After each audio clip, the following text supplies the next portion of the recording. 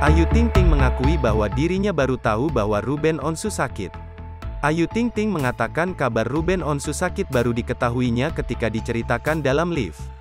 Menurut Ayu Ting Ting, kondisi Ruben Onsu sakit tak pernah terlontar dari sang presenter.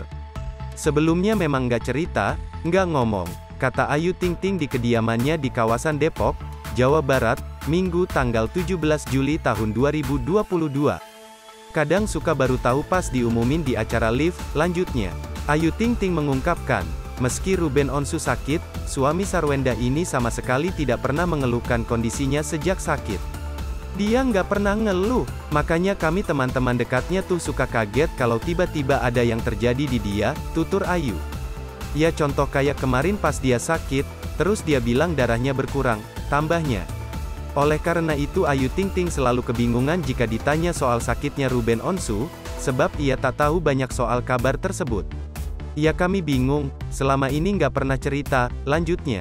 Sekedar informasi, kondisi kesehatan Ruben Onsu belakangan dikabarkan sedang tidak baik. Ayah tiga itu diketahui sudah 2 kali dirawat untuk menjalani transfusi darah. Sayangnya belum ada penjelasan secara pasti penyakit apa yang saat ini diderita Ruben Onsu. Suami dari Sarwenda itu hanya sempat berkata bahwa ada gangguan kesehatan di bagian kepala. Ruben Onsu pun berencana menjalani pengobatan di Singapura.